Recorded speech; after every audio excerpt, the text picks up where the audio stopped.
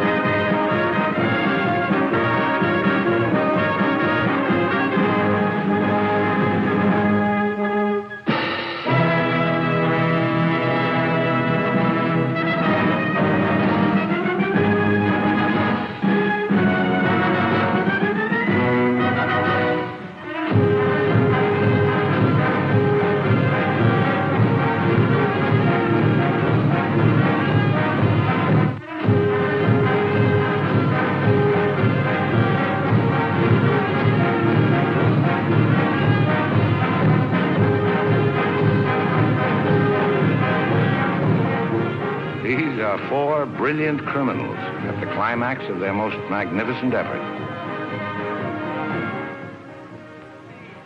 This effort began 6 months ago in Porto Verto, where we were all to board the ship for Africa. And they were my associates in a quest for uranium. An element not one of them knew the first thing about, except that they'd heard you could get dough for it. Big dough. Who? I mean, what do you suppose they are? Businessmen, does it matter? Well, if we're going to be on a small boat with them for weeks and weeks. I only said they might be fellow passengers. Harry, we must beware of those men. They're desperate characters. What makes you say that? Not one of them looked at my legs. Good morning, Mrs. Janrother. Good morning, Billy Boy. Care to join us in a stroll? Turn up the liver, sweat out the toxins, help nature to help you? Wouldn't dream of it. Really, Billy, you mustn't be so offhand with Mr. Peterson. If I were to treat him with more than common politeness, he'd misunderstand and try to push me around. Mr. Peterson is a bully. Billy, Huh? did you see this? That man in London has been killed. What man? Paul Van Meer, high-ranking official in the Colonial Office, was stabbed to death early this morning by an unknown assailant outside a club in Soho. This is the 3rd crime of violence to occur in that vicinity within the past month. What is it, Billy?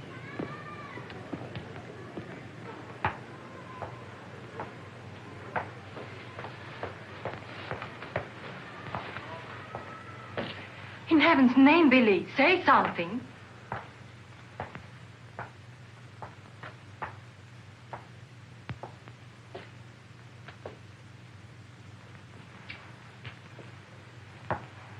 You understand, of course, that Peterson arranged this. It seems there's been a lot of violence around there lately. I don't pretend to be a fool. But look, Billy, this happened early Tuesday morning. We'd all left London well before that. What about Jack Ross? What about the galloping major? But I thought he only stayed behind to get that phone call from Mombasa, if it came through. He'll be here this morning. Well? Don't get so excited. Don't jump to unpleasant conclusions. Jump, they might as well have drawn a map. Why was Peterson worried about Van Meer? What made him think he was dangerous? He was afraid Van Meer wouldn't stay bought. Afraid he'd get the wind up after we'd gone. He had visions of him trotting upstairs to his superiors, announcing I have certain information that certain persons have paid certain sums of money Don't talk so loud, Billy. to obtain illegal rights to certain mineral supplies. That Indian, that Raja or whatever he was, that you worked for in the old days, he killed a lot of people, didn't he? Ah, but he had a better style. Besides, he was out for a kingdom, half the size of France. What's the difference between that and millions of dollars?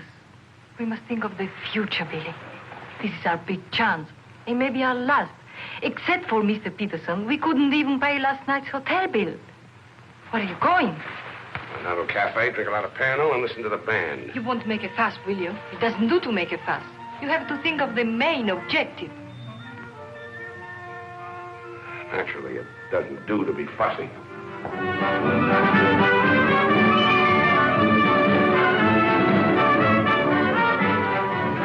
It's your move, Gwendolyn. Glasses.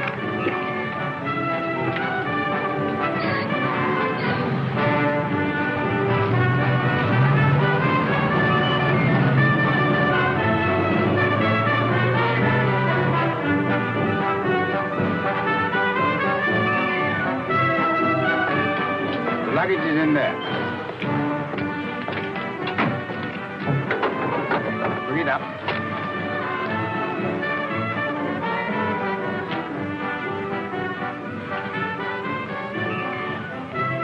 Harry, look, the desperados. Not quite now, Convict Billy. Hard liquor before noon. I'm celebrating. Celebrating what? The safe arrival of the Major. He came galloping in a minute ago looking tired but satisfied. I take it his mission was accomplished? Yes, well, it's getting on for lunchtime, gentlemen. I'll see you later, Billy. Your move, Gwendolyn. Gwendolyn, it's your move. Oh. Check. Last. Are you sailing on the Niagara? Africa bound. So are we. Oh, my name is Chelm. This is my wife. How do you do? My name's Dan Rutherford. How do you do? Are your friends sailing too? The whole kit and caboodle. You're a very mysterious group, I must say. Really, Gwendolyn? How so mysterious? Well, for one thing, you all appear to be of different nationalities. Your move, Gwendolyn. Check. I have a theory about you and your friends. Correction. My associates. As a matter of fact, I think you're doctors. Evil ones, I mean. You're going to the heart of the jungle where human life is cheap to perform ghastly experiments which require the sacrifice of thousands on the altar of science. You must excuse my wife. She has a very lively imagination.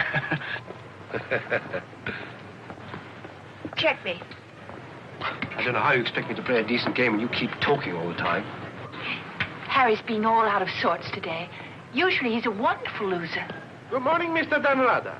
I bring you the captain's compliments, along with the sad news that the sailing of the SS Niagara has been postponed. Now, look here. This boat is definitely, most definitely scheduled to sail at 2400 hours. Scheduled, Mr. Chelm, but not, I fear, destined to do so. The fella gone, or is the captain drunk? Oh, of course the captain is drunk. But the real trouble is with the oil pump. Well, it's not good enough. Simply not good enough. Quite right, sir. But you're putting it too mildly. The present oil pump is no good at all. Well, how much delay does this mean? To locate, bargain for, purchase, and install a new one will require, I should say, more than a day, less than a fortnight. Utter, hopeless inefficiency. Probably it isn't the oil pump at all. Just making it an excuse to hang about and pick up extra cargo. Guns or opium? I wouldn't be surprised if she turns out to be a smuggler. What a miserable place to be stuck in. Squalid, fifth-rate port. Ever been in Forteventura before? No, I don't know this part of the world at all. Oh, I thought not. Otherwise, you wouldn't be so upset about staying. Magnificent country. Ruins to visit by moonlight, fine stretch of beach. Back there in the hills, one of the few spots left in the world where you can get decent food and drink. It's called the Blue Pavilion. I insist you give me the pleasure of having dinner with us tonight. Oh, that's awfully kind of you, but... Us? You and your associates? My wife and me. The committee? Oh, Mr. Chelm, I want you to meet a friend of mine. This is the Galloping Major. The committee wants you to toddle round. Okay. Right away. I'll be along. Better toddle.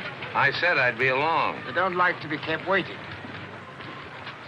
I'll lay on a car. We'll meet in front of the hotel at 6. Arrivederci. Dan rather. An American, I suppose. Anyway, I quite like him.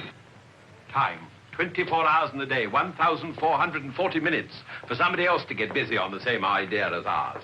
We ought to have got the plane and flown out, as I said from the start. You remember I said it, O'Hara? My name is not O'Hara. It is O'Hara. You hear? Mr. O'Hara. Yes, Mr. O'Hara. But you remember I said it? I said we ought to take a plane. Time. What is time? Swiss manufactured, French hoarded, Italian squandered, Americans say it is money, Hindus say it does not exist. You know what I say? I say time is a crook. If we took a plane, we'd be there inside 15 hours. Instead of who knows where. I don't want any more talk about flying. The sky is for the birds. My feet are on the ground. Both of them. Come in, Billy boy. What's all the fuss about? No fuss, Billy. We're merely wondering what course to pursue in view of this unfortunate delay. Join the peasants in their revels. Go to church. Write your memoirs. Very funny. I like an associate of mine to have a sense of humor. Good laugh does more for the stomach muscles than 5 minutes setting up exercises. And now that we've had our moment of fun, and all the better for it, let's get back to the question. Doesn't this delay call for a cable to your friend in British East? Mustn't send cables. Can't you get it through your heads that the population down there has trained noses? They can smell a uranium deal like a cat smells fish. But aren't you afraid, Billy, that when our little party doesn't show up on the date you said, aren't you a teeny bit afraid that your friend might use this as an excuse to begin negotiations elsewhere? If my friend were looking for an excuse, you'd find a better one in the morning papers. What do you mean? I'm talking about the untimely demise of Paul Van Meer. Well, I'm appalled, Billy. What an unwholesome opinion you must have of your colleagues to imagine that we... Look here, Peterson, you don't have to convince me of anything. You don't care what I think as long as I don't do anything about it. And I won't, unless you ever decide to sick that knife-happy little junkie on me. Watch yourself, laddie. Now, Jack, behave yourself. Sit down. For shame, Billy. I think you owe an apology to everybody in this room. And if you're half the gentleman I know you are, I'm sure you'll make it.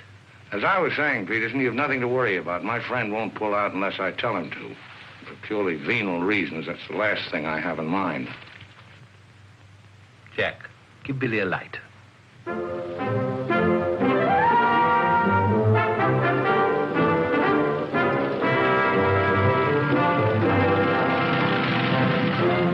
What a wonderful car. It looks as if it had won the Grand Prix d'Elegance many years ago. Oh, it did. It was built for Oraposo. You know, the bullfighter. He had it made this way so he could stand up and take bows. He only got one ride in it, bequeathed it to me on his deathbed. Well, here's to Oraposo. I hope you like champagne. You mean it's yours? Well, I gave it to my former chauffeur, the fat bandit in the front seat. Harry, look at that wonderful villa. Well, that was Bertie Crampton's. Oh, you mean Lord Crampton, in Gloucestershire? His family acres marched hand in hand with ours. Gloucestershire, the cathedral towns, trout fishing, garden parties. What a beautiful life. You know England well? Emotionally, I am English. I serve tea every afternoon with crumpets, and I've always kept up my subscription to Country Life and to Tedler. Trouble with England, it's all pomp and no circumstance. You're very wise to get out of it. Escape while you can. Well, I'd hardly describe myself as escaping. Simply so happened that a relative of mine, first cousin actually, who died recently, happened to be the owner of a coffee plantation. Africa's the place now. You talk about the diamond boys, the gold boys. They just skimmed a little off the top. Potential mineral wealth of Africa's hardly been scratched. Now, there is a villa. Big. Well, that's the Villa Capriccio, famed in song and story, a 3-star attraction in Baedeker. Well, whose is it? Well, the bank's on it now. It used to be mine. Yours? Yes, I brought old Charles over from Fouquet's. You know, the old Fouquet's, to run it for me. Then when I decided to pull up stakes, I bought him this restaurant we're going to. Least I could do to show my appreciation. Well, here we are. Charles! Charles! Wait here a minute while I rout old Charles out. He doesn't even know we're in this neck of the woods. Charles! Charles! He must think we're extraordinarily naive. Knew all those people. Owned that vast villa. Bought this place because he liked the fellow's cooking. What utter balderdash. Oh, perhaps he did. I beg leave to doubt it. Did you notice his wife? She seemed to be rather a sensitive little woman. Really embarrassed by all that rot. I am sorry, signore. As you see, we are closed. We do not open for another 2 months. Charles, what the devil's going on here? This place is falling to rack and ruin. Place is closed. We shall have to dine in the hotel after all. Monsieur Dan. Monsieur Dan. Madame, Why did you not let me know you were coming? You did not say you were with Monsieur Dan. Nothing is close to Monsieur Dan. Good to see you again, Charles. It's been too long, Monsieur Dan. Not since the night you left the villa. Remember your farewell party. I've tried ever since to forget it. Remember how in the morning we escorted you to the train with violins playing, and everybody cried, like when a king you love very much leaves this country. Aren't you dressed yet? Do I appear to be dressed? Do dress, do hurry. It's the most wonderful day. And Billy wants us to drive out and see his villa. His former villa. Obviously, I can't go. I've got a chill on my liver. What a miserable place to be ill. And you forgot to pack my hot water bottle. You packed it. Gwendolyn, I distinctly remember. Hello. Oh, hello. No, I'm afraid we can't. Harry has this wretched chill. Give me the telephone. Chelm here. Yes. Quite. Absolutely. A hot water bottle. That's very, very good of you, old boy. Look here, Dan, rather, would you mind very much if my wife went alone?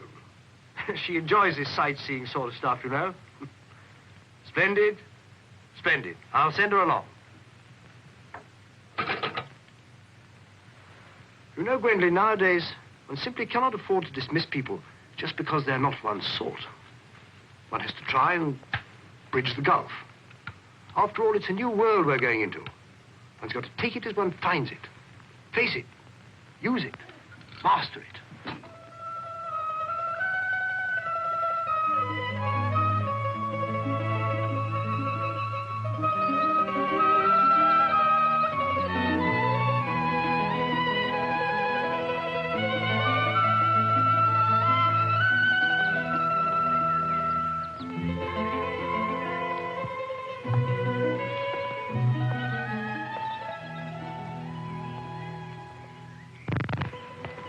You know, I've seen Americans on the street and in the cinema, of course, but I've never talked to one before. Are you a typical American? I think it's important that I should know. Why important? There are two good reasons for falling in love. One is that the object of your affections is unlike anyone else. A rare spirit, such as Lord Byron. The other is that he's like everybody else, only superior. Harry, for instance, is the very best of a type. Well, as you must know, I'm a typical rare spirit. How long did you live here? Oh, the longest I've ever lived anywhere is 2 years. Well, when you were a child. Didn't you ever have a mother and a father? And a house and a street and a town? No, I was an orphan until I was 20, and then a rich and beautiful lady adopted me. You know, I've changed my mind about your being an evil doctor. You're off to keep a rendezvous someplace in Africa sacred to the tribesmen. You're going to found a new empire and make yourself master of the riches of the world. But you need a beautiful blonde queen to impress the natives as the incarnation of the Queen of Sheba. That's why you're making a pass at me. Am I? Of course. I don't generally go sightseeing with strange men. You don't believe that, do you? Well, I believe anything you say. Do you? Well, you shouldn't, you know. You really shouldn't. Mr. Chelm? Yes? It's I, Mrs. Dalrother, Maria. Oh, come in. Tea for two and two for tea? Now, that's most awfully kind of you. You shouldn't have troubled, really. Billy told me you had a chill. Bit of one on the liver. 2 tiresome. Milk, of course. Of course. I feel I should like somehow to do him a good turn of some kind. You do? Well, naturally. Oh, I see. Naturally. I think it would be nice if you were able to do something for him. Help him along. Give him the benefit of your advice. Delighted, of course. For instance. Oh, something with business. He was very pleased with that tip you gave him on the way home last night about the gold shares. I've forgotten what I told him. What was it? I don't remember either. I was listening to your voice. I wasn't listening to what you said. You see, if you were helping him, it would be so much easier for us to be together a lot out there in Africa. Was he any headed for business? Why, he's simply brilliant. I wouldn't have thought it. But of course he is. You don't suppose I'd marry a ninny, do you? If you imagine that Harry's simply going to Africa to plant coffee, you're very much mistaken. In point of fact, coffee is the least of Harry's interests. In point of fact, the land he's acquiring is extremely rich in certain minerals. Minerals which are indispensable to the production of atomic energy. Harry's land simply teems with uranium. Wouldn't surprise me to see him become the uranium king. So you see, my husband isn't such a ninny as you may have imagined. It might very well be worth your while to go in with him. The potential mineral wealth of Africa's hardly been scratched. Well, I was telling you last night. But of course, it's a well-known fact.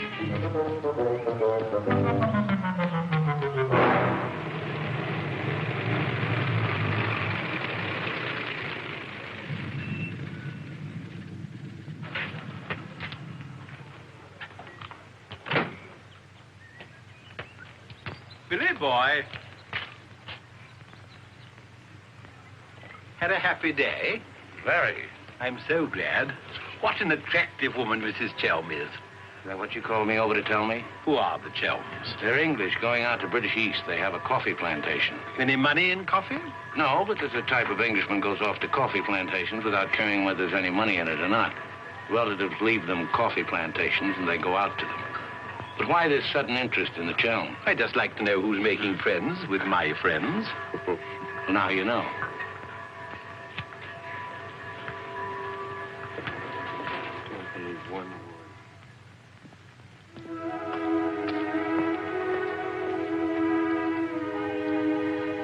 You know, if I ever leave you, it'll be for someone of the type of Harry Chell. Well, bully for you. I suppose that type of Englishman is like a story I once heard. An English gardener in England was showing some Americans one of those wonderful English lawns. And of course, they wanted to know how to make a lawn like that. And this English gardener said... He said all you have to do is get some good grass and roll it every day for 600 years. I heard that story before you were born. Englishmen tell it when they're feeling down in the mouth. Just don't understand the child type. You're not even listening. You never do. Someday I'll say goodbye and you won't hear that either. One day I shall really meet my type and run off with him. And you'll be simply amazed. That's possible. George Moore said, I learned it by heart years ago. He said that each great passion is the fruit of many fruitless years. Judge Moore was a very distinguished English writer, you know. Except that he was Irish. Cheer up, sugar. If I make $1 million on this deal, I'll buy you an old English lawn, one we can roll up and take with us.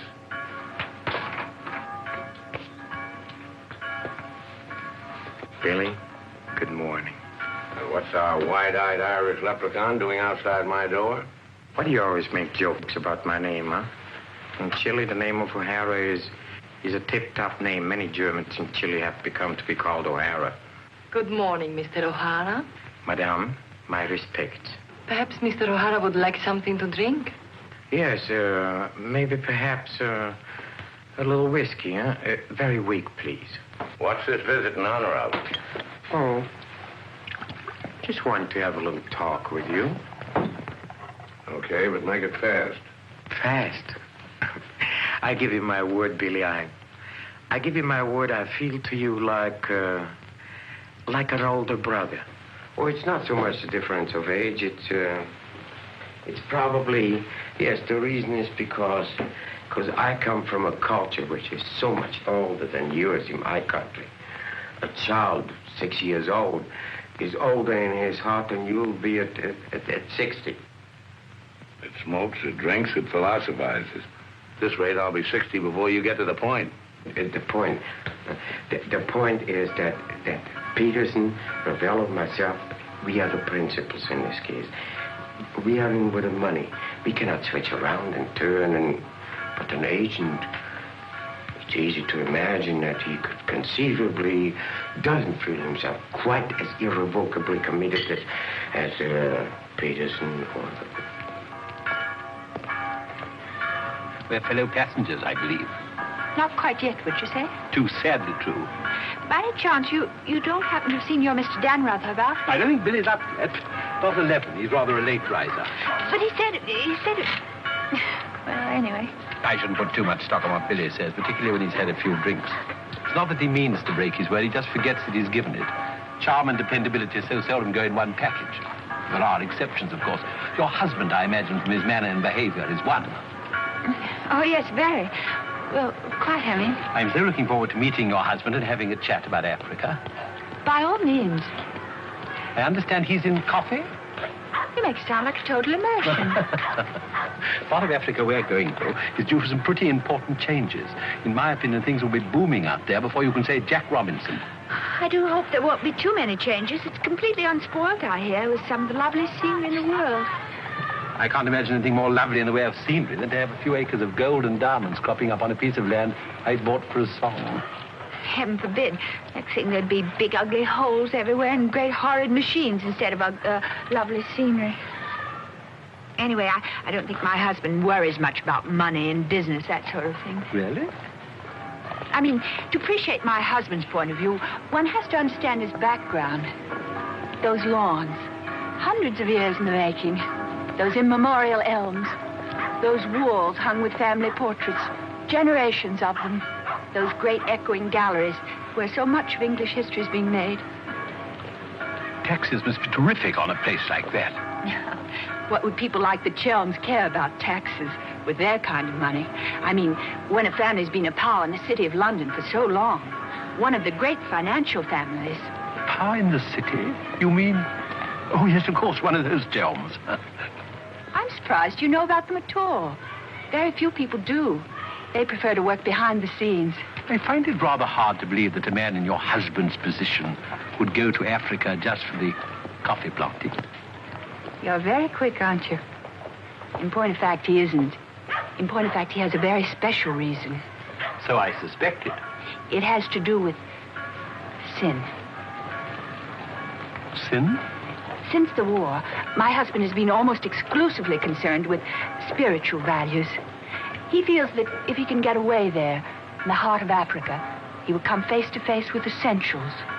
He wants to work out the problem of sin. Sin? Why, yes, of course. Isn't that what we're all most concerned with? Sin? Gwendolyn, what are you doing here? I thought we were supposed to meet on the beach. Harry, I want you to meet Mr... My name is Peterson. Been having the most delightful talk to your wife. She tells me you're interested in spiritual values. I myself am vastly Harry, concerned. we'd really better be going. You'll excuse us, Mr. Peterson? What have you been telling that man? Nothing, Harry. He got onto the subject of religion, and I just happened to mention that we usually go to church on Sunday. Billy, I think it is high time you take stock of yourself. Can you truthfully say about yourself, I, Billy Danreuter, have acted fairly and squarely to my associates, huh? But of course he can, Mr. O'Hara. Everybody knows Billy's the soul of honor. Shut up, sugar. Perhaps he's the soul of honor, and perhaps appearances are deceiving. You mind telling me what it is I'm supposed to have done? Nothing. It's your conduct. Your conduct doesn't... Your conduct does not inspire confidence, and confidence really is the most important necessity in an undertaking of our kind. One may be completely innocent, but if one's actions invite suspicion, one might as well be guilty. To be trustworthy is not more important than to seem to be trustworthy. Billy, have you done something you shouldn't have? Tell me, Billy. Tell me the truth. My conduct. Who do they think I am, their hired man? But you are, you know. You are the hired man. How good and kind of you to remind me. How good, how true, how kind.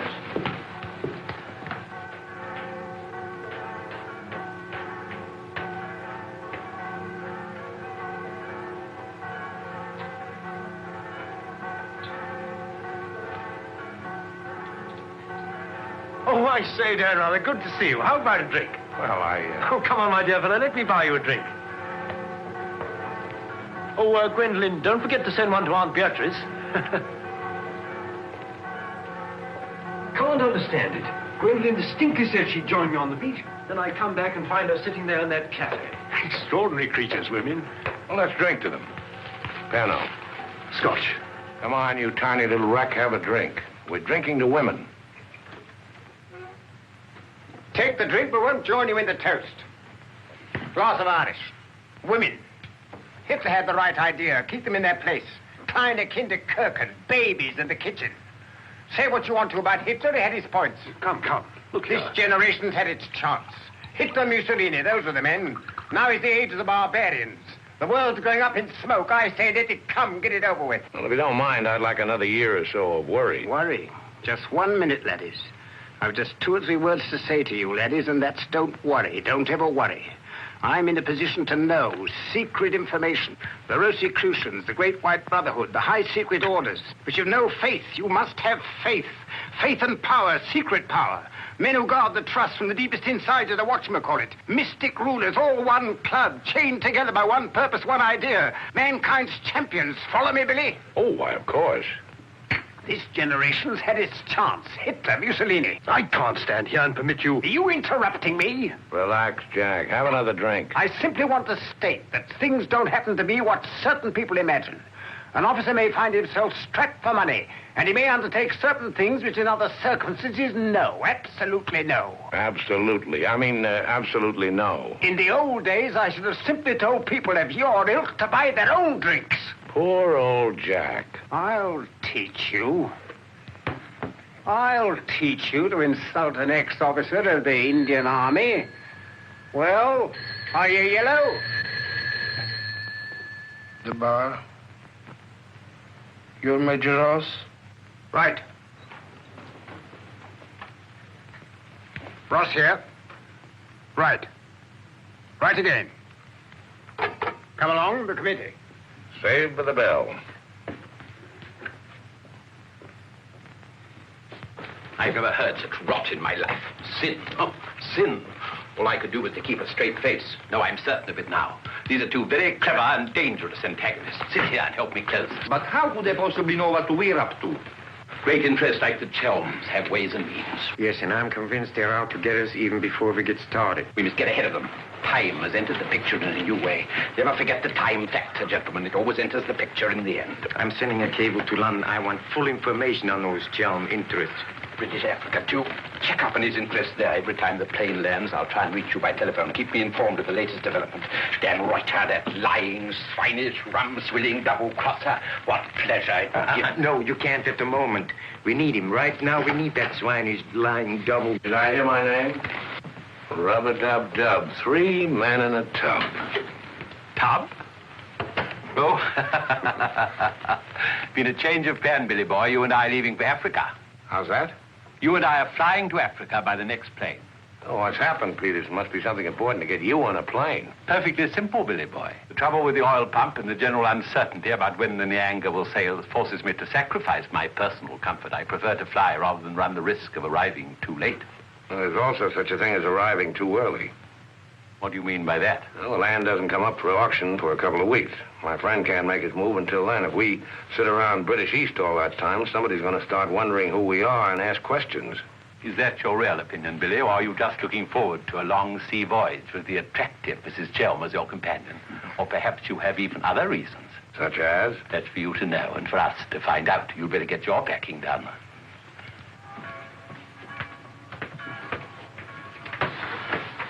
Billy? Where are you going? Off to Africa, flying. Just like that? Weren't you even going to kiss me goodbye?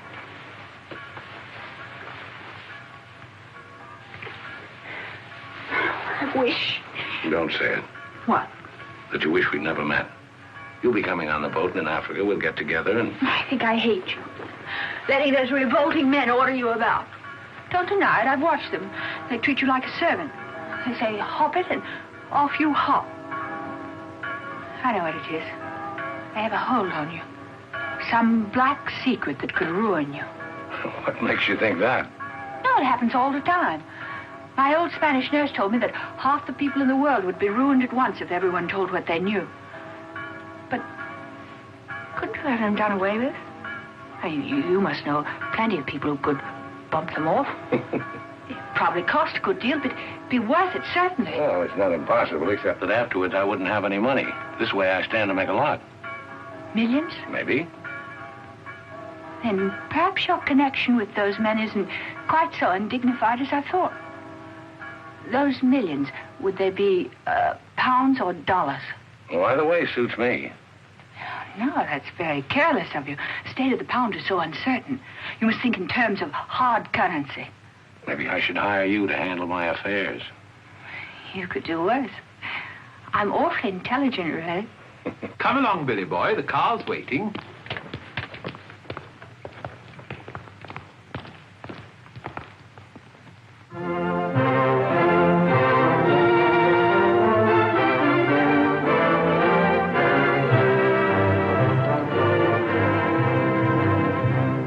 Can't get faster than this, we'll miss the plane. Press on! Press on!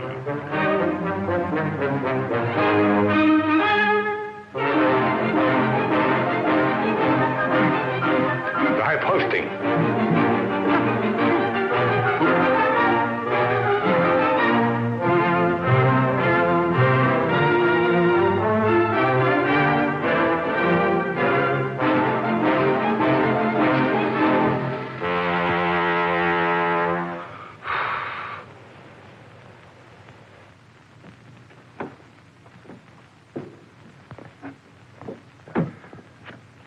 Bisogna spingere. Push, push.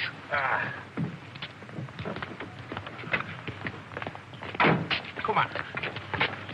1, 2,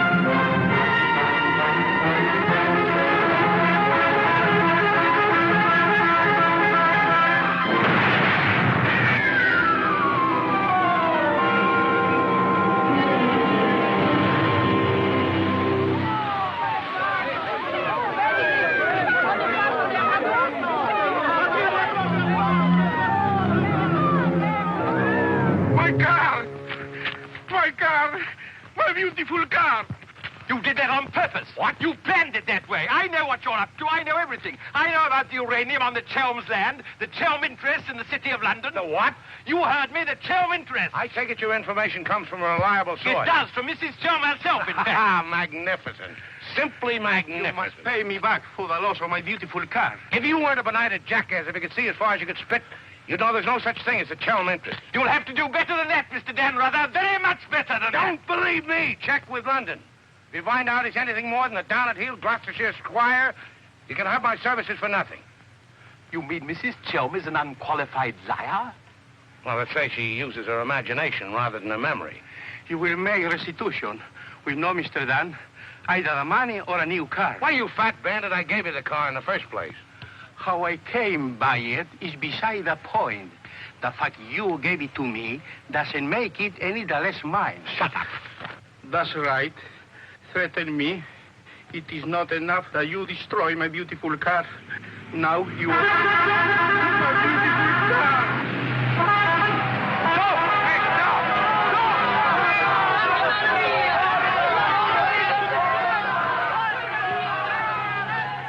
More than anything, I want Billy to make a grand success out there. Oh, as you care so much about money, I should have thought you would have left Billy for some rich man. I shouldn't think Billy would mind, really. I mean, neither of you are in love or anything. You are a strange girl. Of course I love Billy. Actually, I adore him. And Billy loves me very, but very much. That's why I trust him with his little unimportant amours. And what does he say about yours?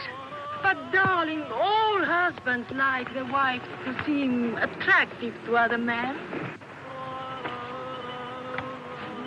Be sure you explain that to Harry. I'm going back to the hotel.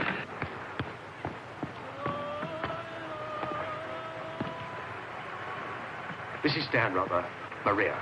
I'm afraid, I have some shocking news for you. The boat is not going at all? There's been a terrible accident. Your husband's car drove over a cliff. The people on the bus saw it fall into the sea. It seems almost certain that... What is it? What are you trying to say? He's saying that Billy is dead. It's become necessary to redistribute the stock in our company. Stock. What good is the stock now? We can't deal with the Rada's friend.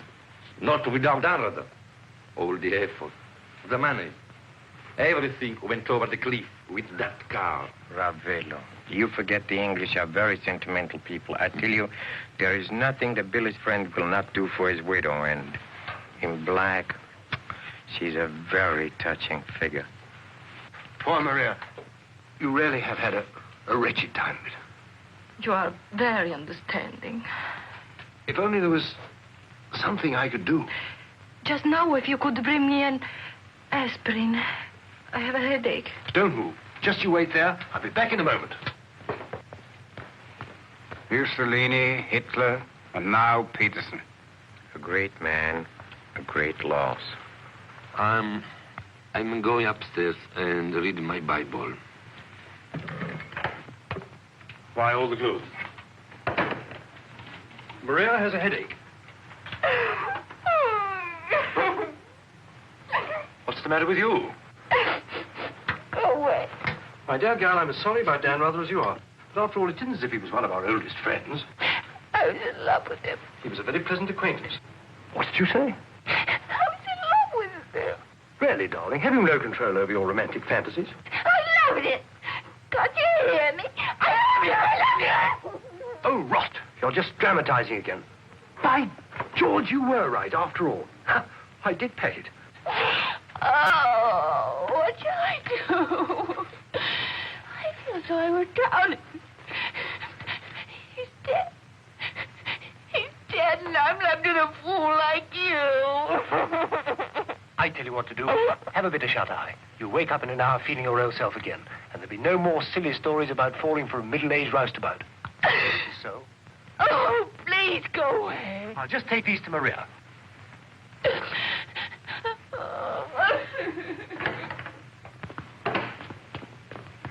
Mr. Shelm, this is very important, for you as well as for myself. Yes, well, get on with it. There is now an opportunity for you to secure enormous profits with virtually no risk. I want to beat about the bush.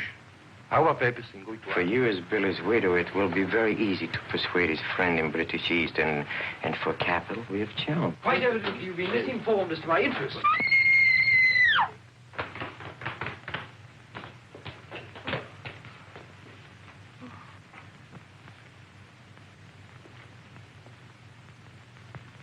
What's the matter with all of you?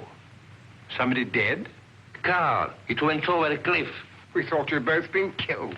Dan Ruther, I'm delighted to see you're alive, but your wife is in a fainting condition. You mean you're not dead at all? Obviously, I'm not dead. I knew you weren't dead. I knew it. I counted 13 backwards 13 times. My old Spanish nurse said if you did that, a miracle would happen. And you see, it has. Ladies and gentlemen, I bring you the glad tidings. The captain is sober, and the SS Nyanga will sail at midnight.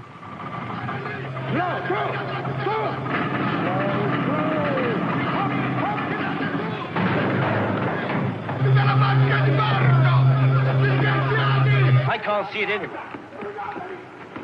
What can have happened to it? My dispatch box, where is it? A black tin box this size. What have you done with it? Guardi che la sua valigia gliel'ho messa in cabina. I told you to take the most particular care of it. I shall not go on board till my dispatch box has been found. Having trouble, Chell? I think that I can't cope with myself, thank you. È la seconda volta che glielo dico. La valigia gliel'ho messa in cabina, è inutile che insiste con me. Says he put it in your cabin, whatever it is. Idiot! Why didn't he say so in the first place? Say, look. What's happened to Harry? He's been giving me the fisheye all evening. Oh? What is it? Perhaps it's because when I thought you were dead, I told him I was in love with you. You what? I couldn't help it. It made you seem less dead. And? Oh, he didn't believe me. He thought my nerves were upset. Sort of delirium. He thought it quite a joke. The idea of my inventing a love affair with a middle-aged roustabout like you. That's what he called you. Well, now that I'm back in the flesh, you'll begin wondering about that delirium of yours. I suppose seeing you alive is different from thinking of you dead. You're just great cooped up on that tub with a suspicious husband. Billy.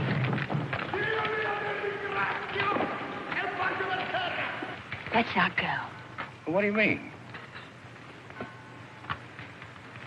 I'm asking you to run away with me. Now. What about the millions in hard currency? What's happened to you? I thought you were my shrewd little manager. I've changed my point of view. I thought we'd get to Africa and you'd make your fortune and everything be wonderful, but now I think it's all too risky. Too many things can happen. I want us to cut and run for it right now. You really mean that? With all my heart. Oh, no, that's impossible.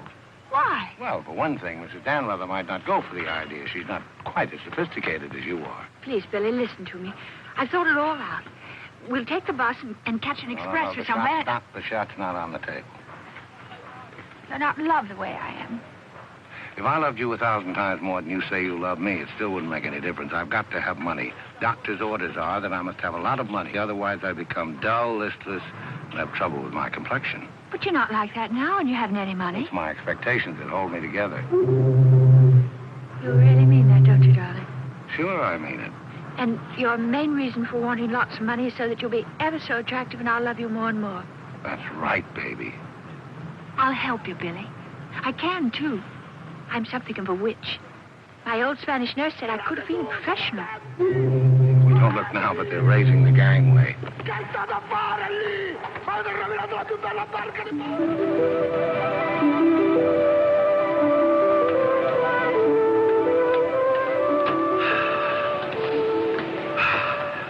The air, ozone. What a pity we can't bottle it, gentlemen. What a fortune we'd make. Neptune's mixture. Now breathe deeply. Remember, every breath is a guinea in the bank of health.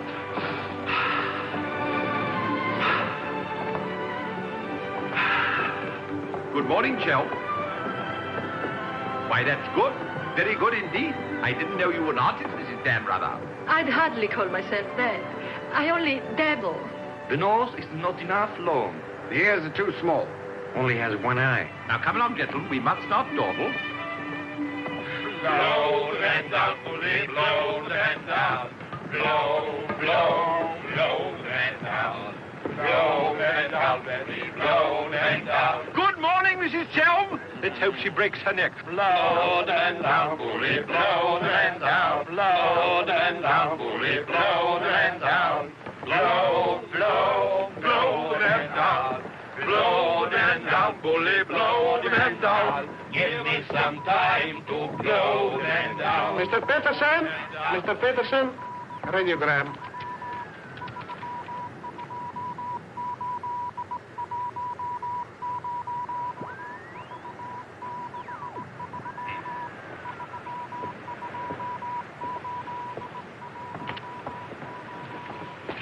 No Chalmers State, Gloucestershire, stop. No Linda Gentry, Chalmers. What do you make of that? He's not a Gloucestershire squire. Like Billy said. Just as I was beginning to take Billy at his face value. But if he's not what Billy said, then what is he? We are at sea again, gentlemen, in more ways than one. Mystery, more mystery. Billy is a liar. Heaven only knows what Chelm is. CID, maybe. You borrowed my thought. What to do? What to do? The time has come for direct action. You remember last night when we came on board? The fuss he was making about his dispatch box?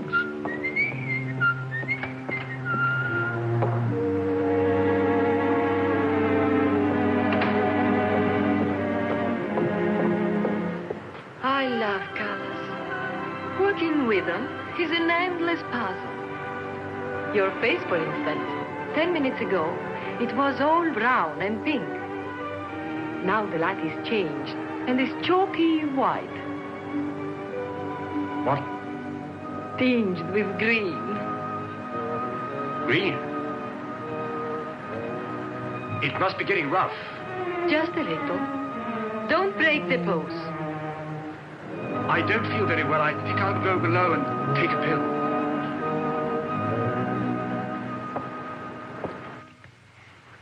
It's incredible. Harry Chelm is just Harry Chelm. nothing, nobody, a ruddy refugee from Earl's Court. With a hot bottle. Look. And a letter of introduction to the secretary of the governor. The secretary, mind you. Disgusting. Purser! My box. Beat up and down, isn't it, sir? It's gone. Oh, yes, indeed. Major Ross took it.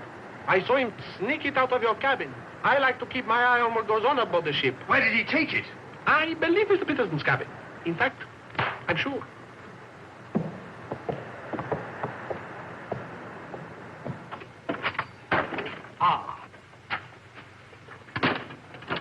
And now may I ask what explanation you have to offer? He forgot his hot water bottle.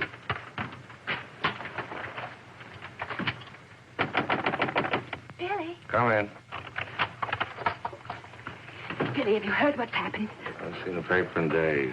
It's not funny. They've stolen Harry's dispatch box. Who stole his dispatch box? That dreadful little major.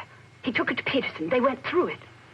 It's all your fault. I suppose you know that. My fault? Well, the poppycock you've been peddling, all that junk about the Chelm interest in London, uranium on your land. Well, in a way, you're the one to blame. I'm the... I mean, you acted so superior. I was falling in love with you, and I couldn't bear it for you to think I was just a nobody. Married to the son of a boarding house in Earl's Court. The son of a what? A boarding house. That's what Harry's parents do. They run a boarding house for decayed gentlefolk. But the way he talks, the way he acts, I thought that... It's just that he sees himself in a place in the West Country with trout streams and horses, leading the life of a country squire. It's not his fault if people take it for granted that he has a place like that. He's never once said that he had. Well, country gent, son of a boarding house or whatever he is, I suppose I'd better get his box back. Oh, he got it back himself. Well, then there's no harm done. Except that Harry's gone to the captain. He's going to have them put in irons. He is what? He says that's what they did in the Royal Marines. Look here, Skipper, there's a perfectly simple explanation for all this. I happen to own a dispatch box which is very similar to Mr. Chelm's. When I didn't find it in my cabin, I asked Major Ross to see if it had been stowed away somewhere else by mistake. The Major found what he thought was my box in the saloon with some other luggage. The box has been in my cabin ever since we sailed, under the berth. As soon as I saw the box, of course, I realized at once that it wasn't mine. I simply opened it to find out to whom it belonged so that I could return it to its rightful owner. I can't conceive why this gentleman should imagine I should be interested in a box containing patent medicines. I'm not a hypochondriac. Purser, tell the captain exactly what you told me about the box. Why, sir, you asked me whether I'd seen it, and I said it might be the one I'd seen being carried along the passage by Major Ross. You distinctly told me that you'd seen it being taken from my cabin. Oh, you must have misunderstood. You were rather ill at the time, if you remember, sir. That's all, Purser. He's been bribed. He's in league with these criminals. Just a case of a misunderstanding. That's how I look at it. Now, what about a little cognac? To wash away any ill feeling. I don't care for a drink. And let me assure you that this matter is far from settled. While rifling through my personal effects, I feel certain that you must have noticed I had a letter of introduction to the Secretary of the Governor. I suspect he'll be much more interested in what I have to say than this gin-soaked so-called ship's captain. You mind your tongue! Any more else? The other one I put in irons. As far as I'm concerned, this is a close incident.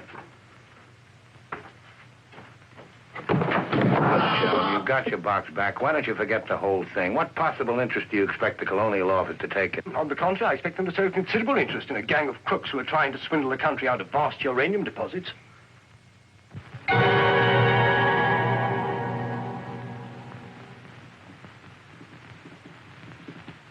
Just one moment, sir.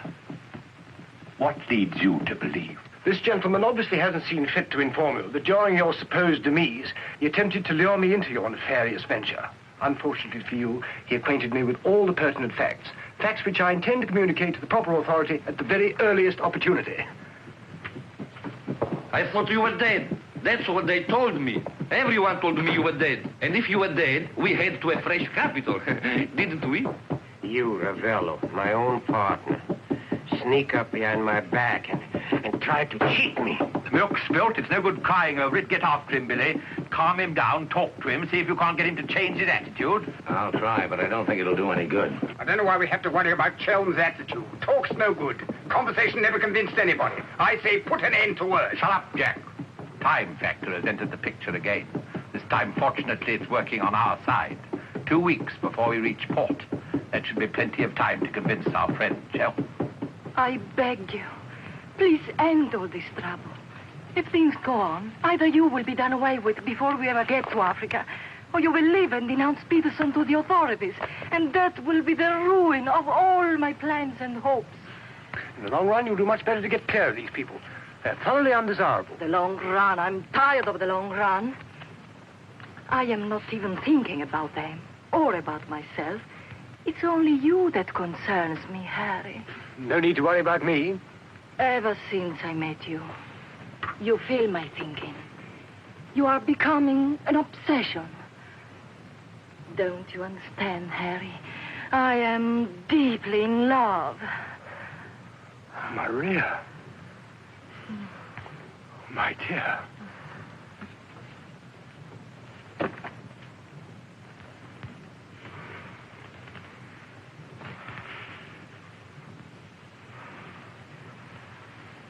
Only you could make a woman feel like this. All I want is to be in your arms, now and always. You forget I'm going to be done away with. Oh, no. It will be easy to arrange. What you must do is this. You will write me a letter. A love letter. You will tell me that you cannot denounce Peterson, because then I will suffer too. Because you love me so much, you cannot bear to hurt me. Such a letter they will believe if I show it to them. My dear girl, you must see that this is quite out of the question. I don't propose to make compromises. Not compromises, Harry, darling. But you can see if you cause trouble, the whole of our plans, my plans, you would not want to make the innocent suffer. It would be much better if you don't interfere, Maria. I must handle this as I see fit. Then you intend to go ahead with this business, tell stories and ruin everything? It will be much better if you cut loose from these people. No happiness can come from such an association. Harry, I'm asking you not to do this. Please, write a letter. Then there will be no trouble for you, no trouble for us, no risk when we get to Africa. I'm sorry, my dear. We English are a very pig-headed lot. You think you can get away with this? But Maria, my dear good Maria, listen. First you made love to me. Now you tell me you will ruin me. You'll forgive me, but it was you who made... Oh, shut your trap. Go on, do what you like. You think you're such a brave man. I'll tell you what you are. You are a heel. Huh. What the blazes now? What's happening? What's going on here? The oil pump's on the blink. The electricity's failed. What a folly. A ship lying in darkness this way? We might well be rammed at any minute. I'll tend to this myself. Which way is the engine room? The passengers are not... I'm sure your chief engineer will welcome the advice of an ex-officer of the Royal Marines.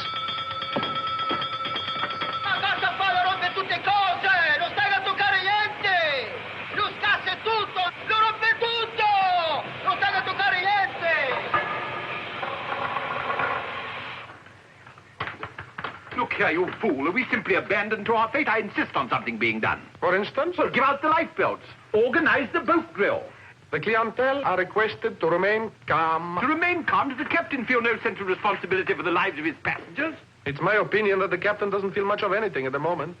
Do you mean to say he's drunk? The fellow ought to be made to walk the plank. I'm afraid just now he cannot walk at all. But this is outrageous. Oh, sit down, old man. What have you got to worry about? We're only adrift in an open sea with a drunken captain and engine that's liable to explode at any moment. Perfectly ordinary situation. Happens every day.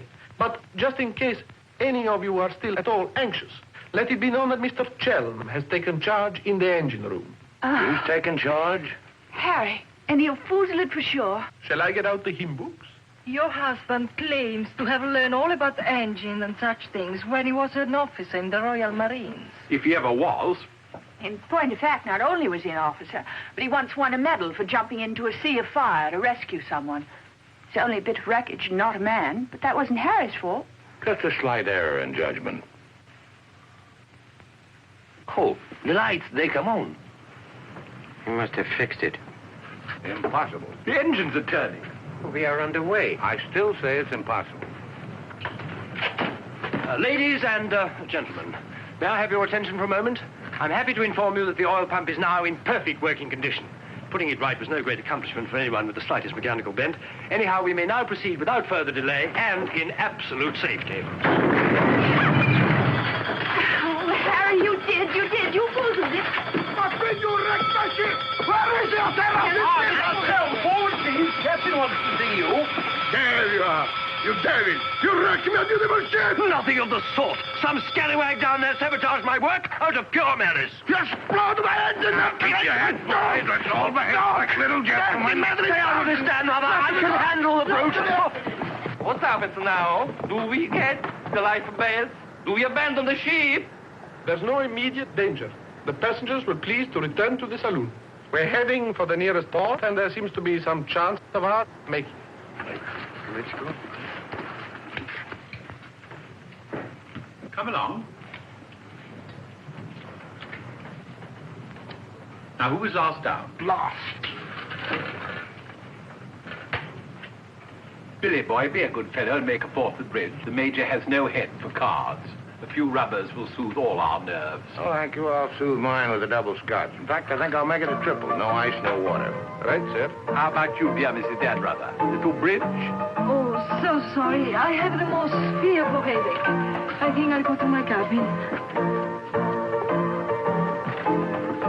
Oh, what a shame. Well, boys, we'll have to make it cutthroat. What about Harry here? Maybe he'll take a hand. That, under the circumstances, is a most unsuitable suggestion. Gwendolyn, I must ask you to either move to another table or else leave the saloon. Harry, for heaven's sake. I don't care for my wife to associate with an associate of criminals. Don't be absurd. Billy's not a criminal. He's the best friend we have on this boat. We're not in need of such friends. You need any friends you can get. The only thing standing between you and a watery grave is your wits. That's not my idea of adequate protection. Purser, how much longer before this ship reaches port? If we ever do get to port, it should be within 14 or 15 hours. That's a long time. Sit down, make yourself comfortable, have a drink. Enjoy the Major's piano recital. Come on, Peterson, buy us a drink. I'm afraid I can't accept hospitality from persons who I intend in a few hours' time to denounce in a place of justice. 2 spades? I admire your sang-froid, Mr. Peterson. Or perhaps you don't think I'm serious. We shall see. 3 clubs. Gwendolyn, are you going to do as I say? Not when you speak to me in that tone. Not when you try to order me about. In that case... Where are you going? On deck, where the air is less polluted.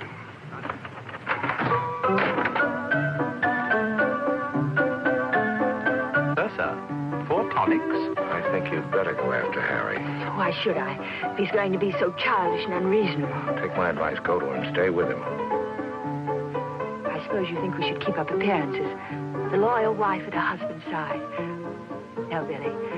I'm experiencing something that is rare and beautiful. And I shall not deny it, either by word or by deed. I love you. Let the whole world know it. I love you, I love you. Yeah, well, keeping up appearances isn't exactly what I meant. Then why do you want to send me tagging after Harry? He's being such a deadly bore tonight. Deadly, but not dead, not yet. What do you mean? They killed one man just because they thought he might try to get in their way. Now, handsome Harry here is certain to blow the whole thing wide open. They killed a man? Really? Who? Just a man. Well, for all Harry's being too tiresome and my loving you to distraction, I still wouldn't want to see him done in. He has some perfectly darling traits, really. I mean, like always remembering one's birthday. No, we simply mustn't let anybody murder Harry. Well, keep him in your cabin. Never let him out of your sight. Keep him under lock and key. Oh, Billy, that awful music. It's so loud. It comes right into our cabin. Peterson, tell the Major to soft pedal it. And while he's about it, he might change the tune. Oh, don't you like it? It's one of my favorites. I'm afraid he doesn't know any others. Do you, Jack?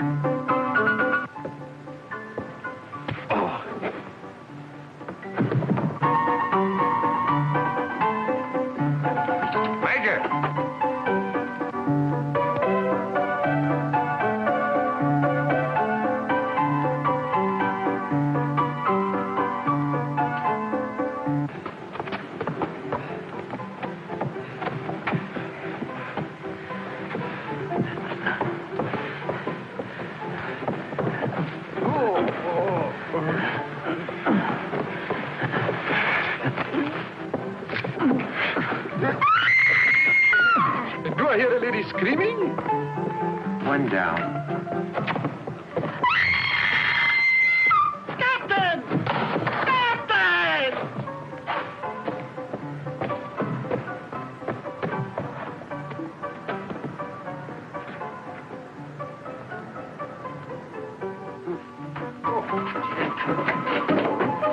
What happened? Oh, Billy, all that screaming. I thought someone had been killed. Someone nearly was. Indeed, they were. Look at the Major. Better get a new act fitted and the curtain going down on this one. Every time I turn my back, someone makes trouble. The passengers break the engine, they beat each other to feet, they throw each other overboard. That man attacked me. How you? You again! If I struck him, it was in self-defense. He came sneaking up behind me and tried to run me through with his sword. Is that true? Well... It's no use, Billy. My trying to protect Harry any further. I may as well tell the whole truth. Captain, it grieves me to confess this, but in point of fact, my husband has an illness of the mind. The medical word for it is paranoia. On occasion, he displays homicidal tendencies. The psychiatrists say it's because he believes people are plotting against him, and so he strikes back and tries to kill them. Gwendolyn, for heaven's sake, woman, what's the meaning of this treachery? Believe it or not, Harry, I'm doing it for your own good. He knows. He saved my life. You tell the truth.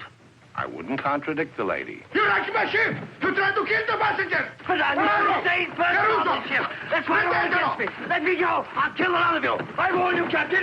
When I kill you... Poor Harry. It's awfully sad. We've tried everything to cure him. Take your hooligans out of this. How dare you lay hands on me? You hooligans! I'll have you put in irons. You'll be the ones in irons. Good, good. We'll have no trouble from you. Scum! Mongrels! I'll bring you to book! Every one of you! Every man jack of you! After all, it was the only solution. Harry's safely locked in his cabin, where those beastly men can't do him any harm. On the other hand, he can't say or do anything now to interfere with your making that fortune in Africa. I mean, the authorities would hardly listen to the ravings of a lunatic, would they? Well, they won't even let him off the boat. Well, in that case, he'll just have to stay shut up for a few weeks. It's a bit hard on the old boy, don't you think? Yes, but after you've amassed all those African millions, we'll make it up to him. We'll buy him a country place in Gloucestershire with some rough shooting and a trout stream like he's always wanted. Maria will marry him, perhaps. She seems to have a very real feeling for English country life. And everybody lives happily ever after. Especially us, Billy. There's no abandoned ship. What's going on? I believe, sir, that we're sinking. What? Station, everybody. Look your lights. We're sinking. Harry! Harry, open the door! You must! The ship's sinking! Here, get back.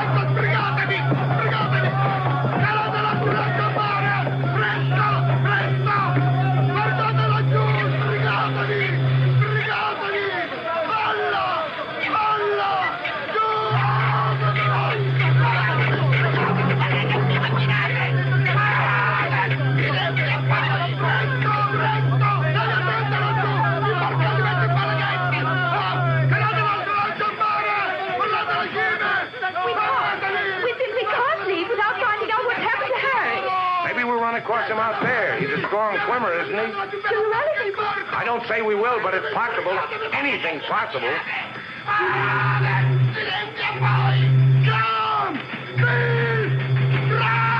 Dio mio, ti ringrazio e pace per terra! Speriamo che incontri un branco di messicani!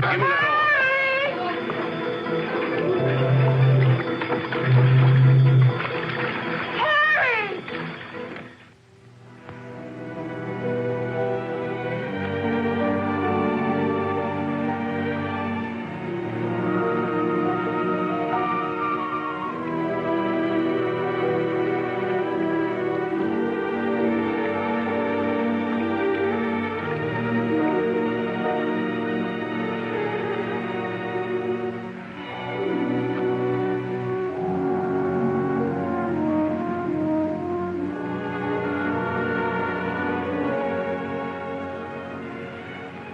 Where do you suppose we are?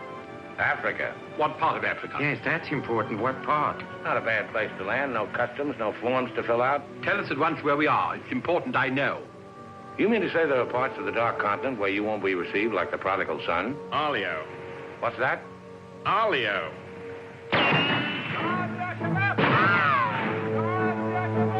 Better get down, everybody. Oddio, mamma mia! Arabs! Oddio, mamma mia! Get rid of your passports, boys. Mrs. Joe, Billy Boy, my identity must remain a secret.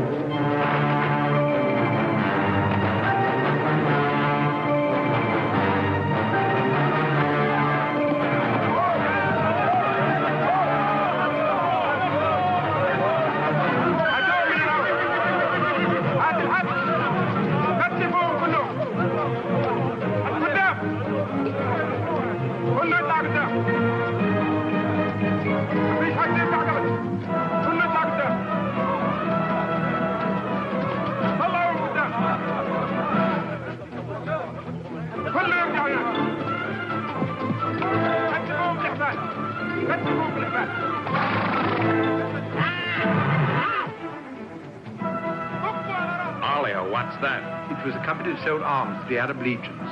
Wait a minute, that rings a bell. Some of the equipment we sold them was defective. Been too long under the water in the Gulf of Leyte. The Arabs claim they lost the war because of rusty guns and dud ammunition. For heaven's sake, be quiet. If you go on like that, I'll see you drawn and quartered.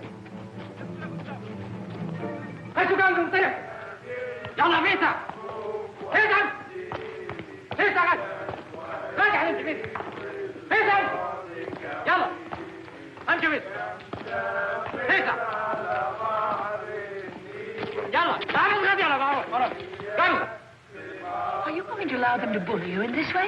Why, it's simply... Shocking. Harry wouldn't have let them do it. He had a sense of dignity. I have a sense of survival. Billy, what is going to happen? Do you think they will torture us? Just let them try it. I'm a British subject. I wouldn't say it too loud.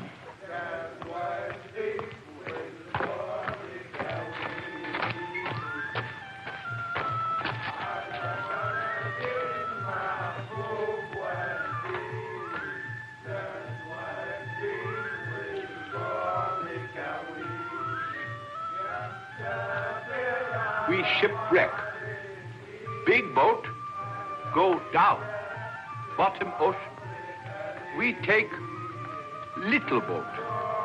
Row all day, row all night. Savvy? There's only one way to deal with these swine. Walk up to them and kick them in the belly. Show them who's boss right away. We sight land. Your land. Praise Allah. Come ashore. Suddenly, boom, boom, boom. No good way to treat shipwrecked people. You will please to hand over your passports.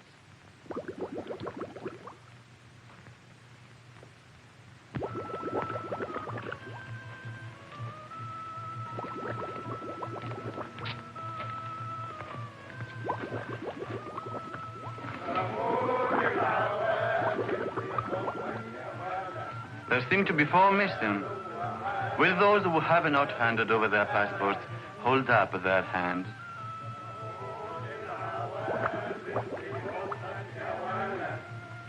All left on board ship, Your Excellency. A terrifying experience. An incompetent crew, a burning ship, put overboard in a small boat at dead of night. What was the name of the vessel? The SS Nyanga. She's a Portuguese ship. I will investigate whether such a ship has been reported lost at sea. Well, does it stand to reason, Your Excellency, we should come to this shore in a small boat if we'd not been shipwrecked? Our country is in a state of unrest. Oh, I am sorry. Agents of certain foreign governments sometimes try to enter it by stealth, hoping to fan the flames of revolution. Therefore, we check carefully on the activities of strangers.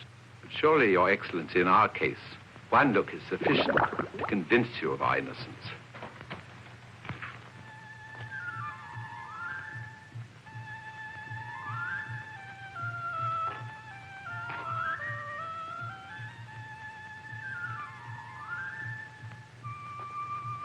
No.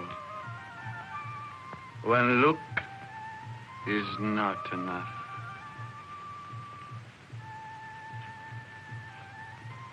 If you think we're the enemies of your country, the logical thing is to boot us out.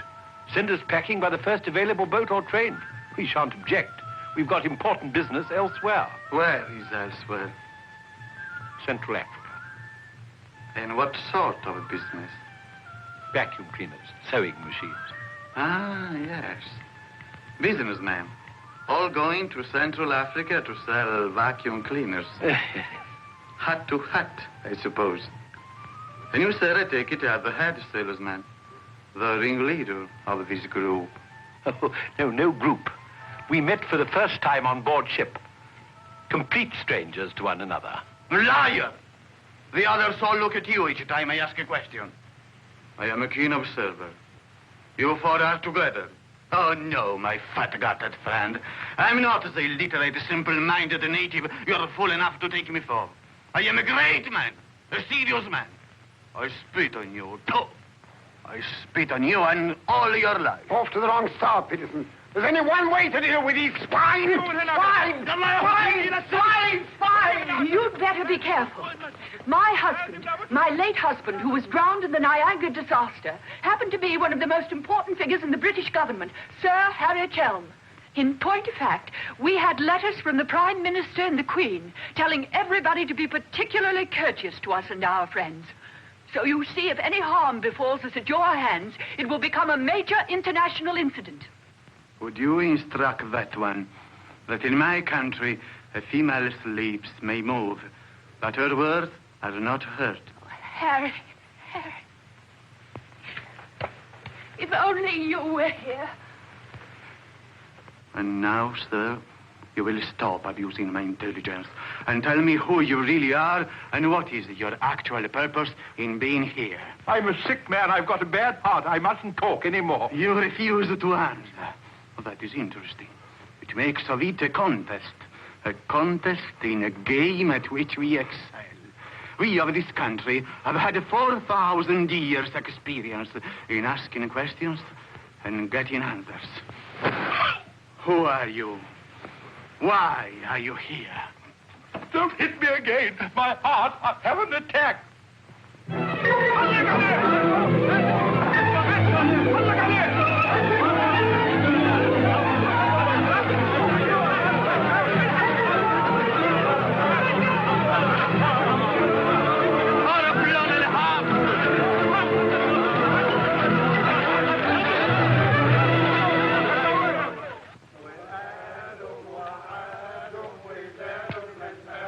Billy's led a thoroughly decadent life.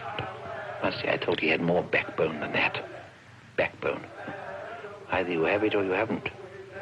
You see the beating I took at the hands of that great ugly brute without even flinching. Billy was crazed with fear before they even laid a finger on him. Tell me more about Rita Hayworth. You really know her very well?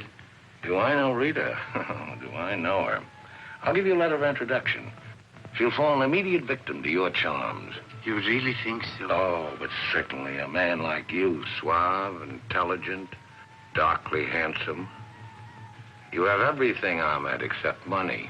And if you'll listen to me, a boat will be placed at our disposal, a very slow boat, so that Fat Gut's check will have plenty of time to clear. And you will trust me for your share? Does one man of the world ask another to trust his own brother? Oh, no, Ahmed. You'll give me a check for half. Your demands are very great under the circumstances. Why shouldn't they be? Fat Gut's my best friend. I will not betray him cheaply. You are certain that you are the friend of the peerless Rita? Come, Ahmed. Line back to business. Very well.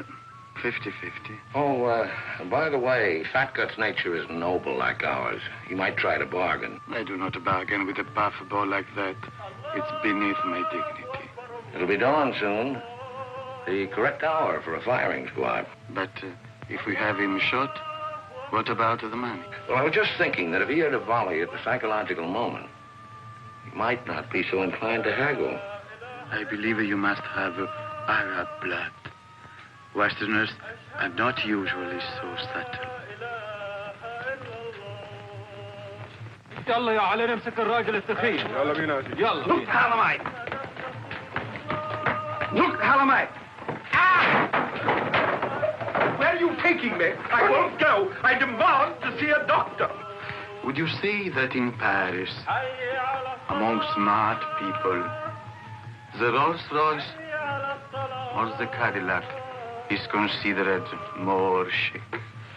Well, that's no problem at all. A man in your position should have both. Ah.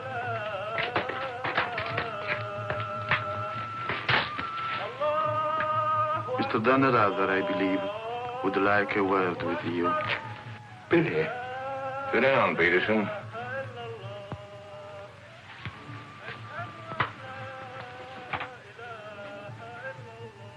I've been talking to Ahmed here, and he's made the phone.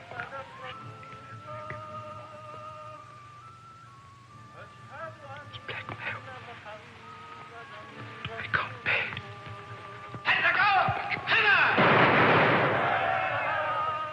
What was that? Paris, but it's execution day. Will he take a check?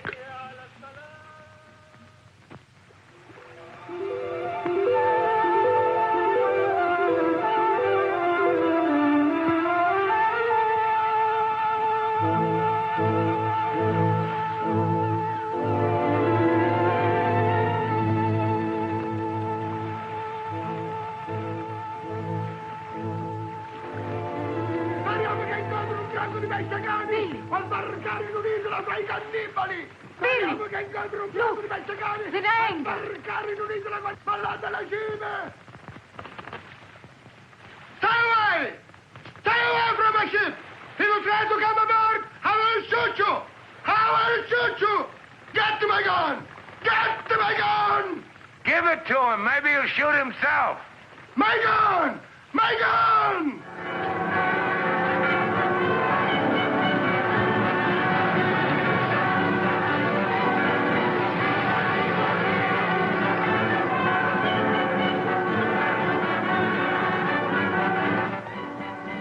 Excuse me. Are you Mr. William Dunrather? That's right. I'd like to ask you a few questions, if I may. Oh, I'm sorry, not now. Forgive me, but it's rather important. Yes, it always is. I was a newspaper man myself once. Well, you may quote me as saying that everybody was heroic except Mrs. Danrother, who ate all our boots. Very amusing, but I'm not a reporter. Oh? Jack, go to the phone, make reservations. The first plane to Nairobi, 6 seats. Yes, and if they don't have any, talk to the right man and tell him if he kicks other people off the plane, we'll make it worth his while. I always said we ought to take a plane. You remember I said that, Mr. Horror. I said we ought to take a plane. Mustn't dawdle, Billy boy. Great deal to do and not much time. Those were the other members of your party? Yes, I'd like to talk to them too. Well, what's it all about? I believe you were acquainted with a Mr. Van Meer, now deceased. Peterson, you and the boys better come back down. The gentleman here wants to speak to you, a Mr. Jack Clayton of Scotland Yard. You take your wine here or upstairs, Mr. Dunn? No, we'll have it here. Care to join us in a drink, Clayton? No, thanks. It's a bit early in the day for me. I read somewhere that a Scotland Yard man never accepts a drink from anyone he intends to arrest. Is that true, Mr. Clayton? Quite so. Mrs. Dunrather? No, I'm Mrs. Chelm. This is Mrs. Danrother. Well, how do you do? Well, I wouldn't dream of alarming you lovely ladies, so perhaps I'll have a glass of bubbly after all. Peterson, how do you do, sir? How do you do? Ravello. And, Mr. O'Horror. O'Hara, Julius O'Hara, delighted. No, I'm the one to be delighted. It had begun to look as though I'd never catch up with you people. That would have been a bit embarrassing. You see, this is the first time I've ever been abroad on an investigation. I've spent quite a lot of money. And my chief can be very sarcastic about the money one spends, particularly if you fail to deliver the goods. Mr. Clayton is presently interested in the Van Meer murder case. The Van Meer murder case? Oh, yes. That fellow in the Colonial Office. Yes, I read about that in the paper. It was a shocking affair. According to Mr. Van Meer's appointment book, Mr. Peterson, you had lunch with him at the Savoy a few days before his death. That's quite correct. Mr. Van Meer was an expert on African matters. We wanted his advice about affairs in British East. Do you recall the subject under discussion? Vaguely. Crop yield. The native labor situation. Inches of rain. Vaccination, shorts. How long did you know Mr. Van Meer? Oh, a couple of months. We met half a dozen times. Did he ever make mention of any enemies, business or otherwise? Did he say anything about romantic attachments? I mean, did he name any women? No. I should have been very surprised if he had done. Mr. Van Meer struck me as being every inch a gentleman. Oh, of course. Well, that's all. Unless somebody has anything further to add. I have. I think you ought to know that the business of one of these businessmen is murder. I beg your pardon. Major Ross, I mean. I can't guarantee Major Ross murdered this Van Meer person. I assure you, however, he attempted to murder my husband with a long, thin dagger, which he always carried about in what looked like an innocent swagger stick. Go on, Mrs. Cho. You see, Major Ross is employed by Mr. Peterson there to do his dirty work. One might say he's a professional killer. My husband found out certain things about Mr. Peterson. Things in point of fact that are a matter of empire, involving, as they do, a plot to exploit our kingdom's uranium resources. And that's why Mr. Peterson decided to have him done away with. Don't run away, Mr. Peterson. That's always tantamount to a confession of guilt. Tantamount is what I call it. More champagne, Clayton? No, thank you.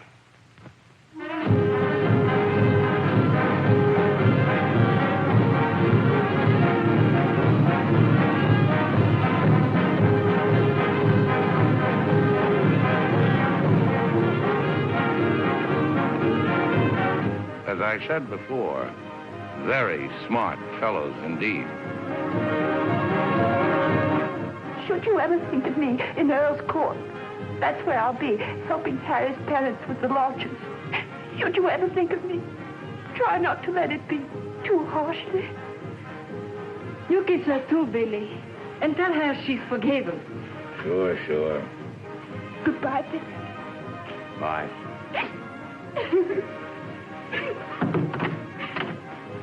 For Mrs. Chell, just came on the ship's wireless. Oh, by the way, Mr. Danrada, do you know that your associates are all in the Hoosgow? Oh, not that I'm a bit surprised. I put them down as thoroughly bad characters, right off the bat. But then there are so many bad characters nowadays. Take mine, for instance. Harry!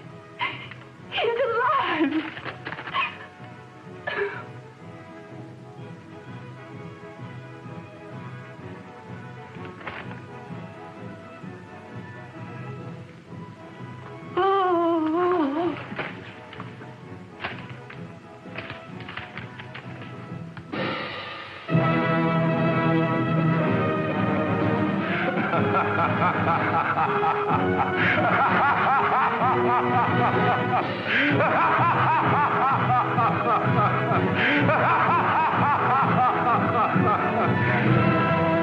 Oh, this is the end.